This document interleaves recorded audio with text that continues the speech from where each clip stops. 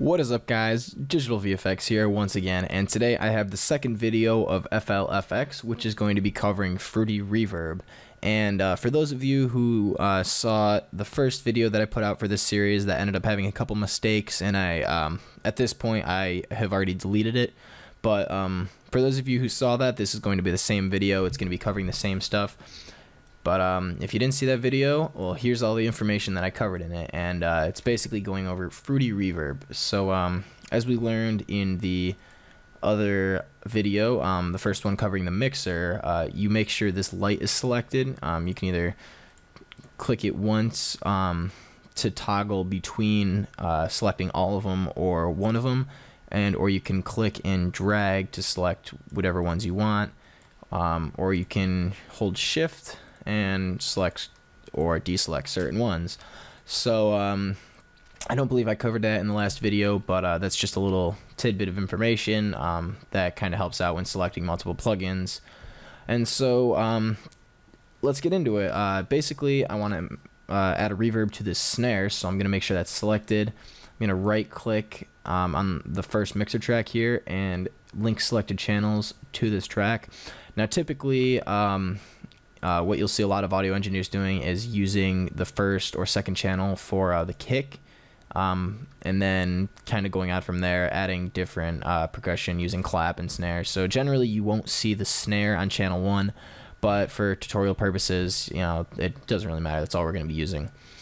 So like I said in the last video, over here is where we add effects, which I'm pretty sure a lot of you know, but for those of you who don't, right here is the effects window, and you click each one of these drop downs for multiple effects. And as you can see, there are only 8 slots, so some of you might be thinking, what if I need a 9th effect?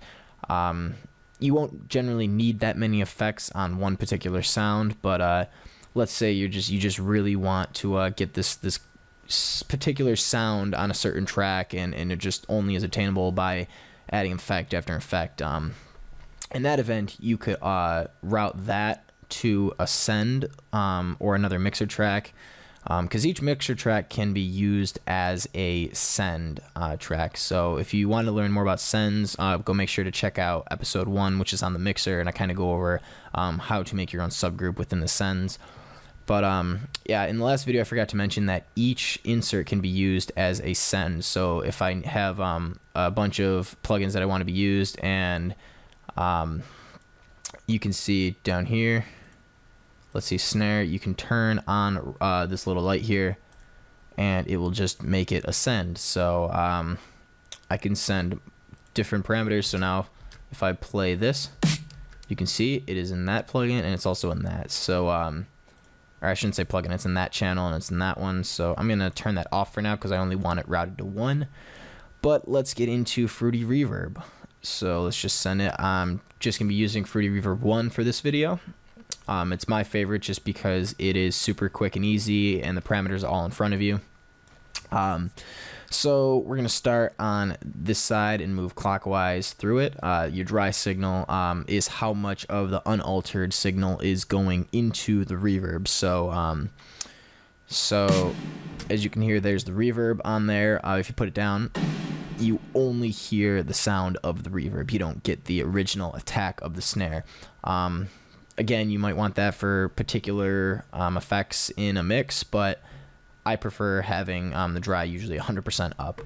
So as you move up, here's the decay, and this is how long the reverb will last. So I'm going to bring that up to quite a long, as you can see, this is not even all the way up. It's not even halfway, and it's already pretty overwhelming once you hear it. See, it's even if let me put this up to 16.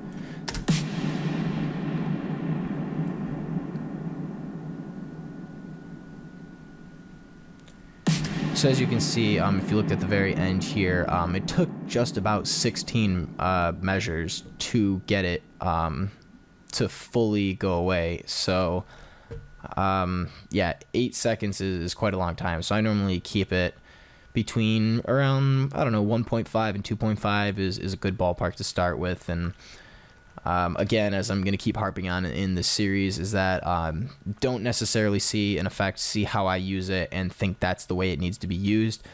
They're all meant to be used for whatever effect. Don't let me tell you what's right and what's wrong, because, you know, that's what makes music diverse, is different people are implementing different techniques and effects. So, yeah, I'm going to throw that at 2.0 just for this video right now. It's a pretty nice ring on that. So moving up to diffusion. Diffusion is how many refractions and I should say reflections, not refractions, but how many reflections and complications. So it's kind of how full the sound is. And so you can mess around with that, see what sounds good. As you can see, when I put it all the way down, you can hear a bunch of bouncing back because it means there's a lot less complications and a lot less reflections in there, because all a reverb is multiple delays that are very, very close together, giving it that kind of reverberant sound of bouncing off really quick. And so I like to keep that up just because it sounds the best, it sounds the cleanest. The pre-delay is how long until sorry, not the delay, but the reverb starts. So if you want the dry signal to attack, and then you want the reverb to kind of wait out a couple milliseconds before it actually starts, that's there for that. So I'll put it up drastically so you can hear it very clearly. Right there. So if you put up to 250 milliseconds, you can hear the attack, and then it come like kind of a second behind. So that's what pre-delay is meant for. The low cut is how much you want it to cut the low frequencies. This is a hertz value, which is frequency, and it will cut anything below that. So if you put it all the way up to 3000, it will cut any low signal below 3000, and being that 3000 falls in the high mid range, I believe, everything below the high mids, including the low mids and lows, will be cut. So in that reverb, you can tell there's absolutely no rumble in there. It's just the high kind of white noise-ish sound. And being that snare is kind of a lower drum sound, it's going to be cutting a lot of that signal out of there. So I'm going to put that down to about 300. And there's a decent reverb sound.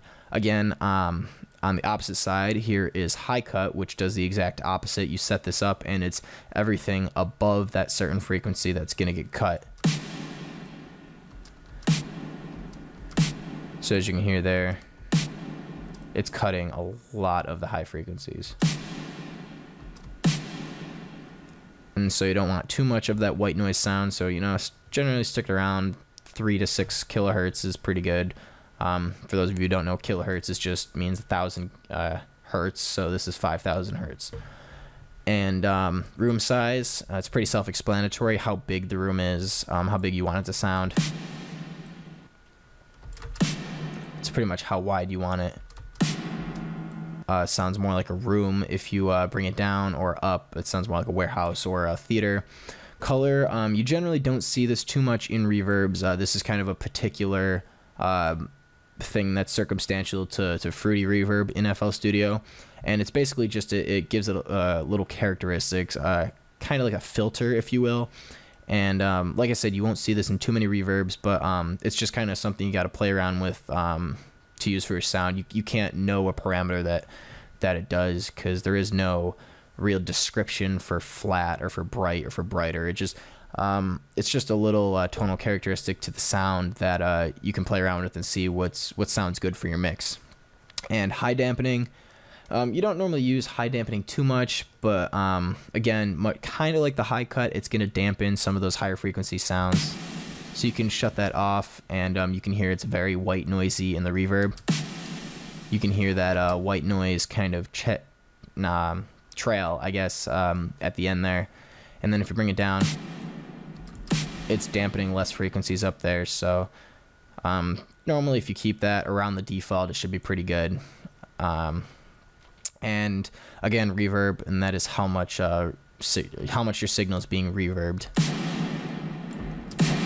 So as you can see, you can hear the obvious differences there. And the three knobs I normally play with most are the decay, reverb, and room size, and those get you a general gist of your reverb, and then you can play around with the other sounds for very fine tuning if you want to cut certain frequencies or if you hear something you don't like. So there's all the parameters in there. Other than that, they have certain presets, which are like default, drum room, the venue, cathedral, and so it's just various presets that you'd see on various actual analog reverb machines where you'd have to patch it in. So I normally, oops, did not mean to replace that into a decibel meter. But yeah, you generally wouldn't use presets unless you want to select something and then maybe alter its parameters a little bit. But based on this video, you should now be able to program your own presets and start from default and manipulate your own reverb and get your own preset that you can make and save, which mine's will, while I'm in here,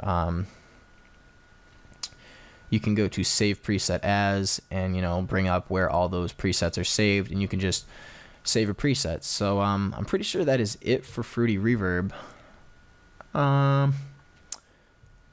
Yeah, other than that, there isn't too much that you'd need to know from that, but I hope this video helped. As I said in my last one, if I missed something or if you have any lingering questions that are actually worth answering, make sure to throw those down in the comments. Remember to comment, rate, subscribe, and this has been a Digital VFX production. Thanks for watching.